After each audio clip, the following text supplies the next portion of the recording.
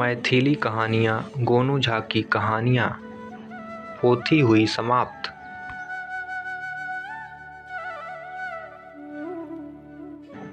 गोनू झा जब बच्चे थे तब उनका मन पढ़ाई में नहीं लगता था। उनके माता पिता थे कि उनके पीछे हाथ धोकर पड़े रहते थे कि वे पढ़ें। गोनू झा बातूनी भी थे और चालाक भी।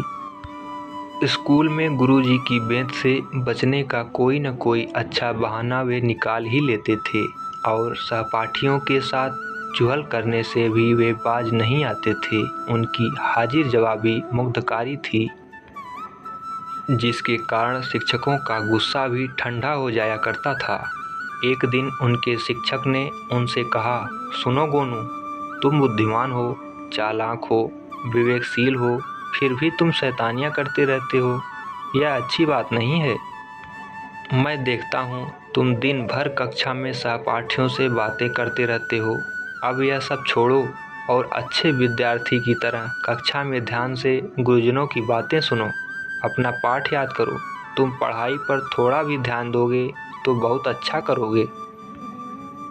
गोनू झा हमेशा की तरह बोले, जी गुरुजी, मैं कक्षा में आपकी बातें ध्यान से सुना करूँगा। गुरुजी को लगा कि गोनू झा पर उनकी बातों का असर हुआ है। उन्होंने गोनू झा को चेताया,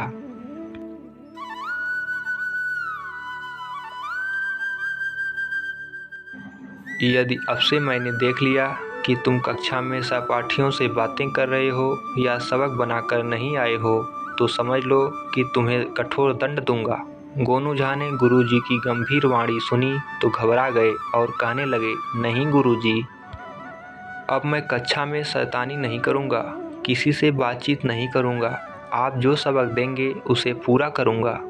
गुरुजी ने उस दिन गोनू झा को पाठ याद करने के लिए दिया और कहा कि कल जब विद्यालय आओगे तो यह पाठ अवश्य याद हो जाना चाहिए। गोनू झा ने हामी भर दी। स्कूल में छुट्टी की घंटी बजी। गोनू झा घर वापस आए, बस्ता ताक पर रखा और खेलने चले गए। खेल कर लौटे तो भोजन किया और सो गए। दूसरे दिन जब वे स्कूल पहुंचे तो कक्षा में शिक्षक ने पाठ सुनाने को कहा। गोनू झा बहुत शांत होकर बोले, गुरुजी, आपने तो कहा था कि कल सुनाना, इसलिए आज मैं याद करके नहीं आया, कल सुना दूंगा। उन्होंने गोनू झा की कान उमेड़ दी और बोले, कल पाठ ही नहीं पूरी पोथी खत्म करके आओगे, नहीं तो तुम्हें ऐसा दंड दूंगा कि तुम्हारी सारी चालाकी आंसुओं में घुल जाएगी। समझ गए ना? गोनू झा ने अपना कान सहलाते हुए कहा, जी गुरुजी। फिर छुट्टी हुई। गोनू झा घर लौटे और फिर पहुंच गए खेल के मैदान में। घर पहुंचे, खाना खाया, माँ से किस्से सुने और सो गए। दूसरे दिन विद्यालय जाने के लिए तैयार हुए और बस्ते में स्लेट रहने दिया और सारी किताबें निकालकर ताके पर रख दी। फिर चल दिए स्कूल। गुरुजी ने कक्षा में हाजिरी ली और उसके बाद गोनू झा की पटरी के पास पहुँचे। उन्होंने देखा,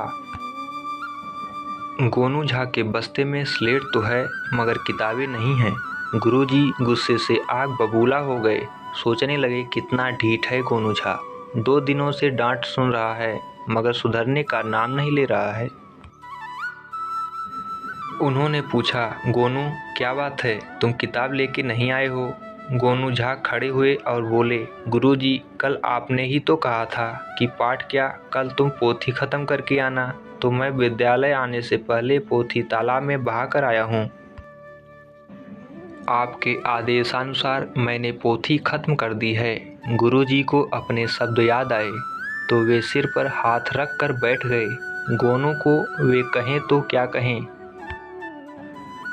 वे समझ नहीं पा रहे थे और गुरुजी की यह हालत देखकर गोनू झा मन ही मन मुस्कुरा रहे थे।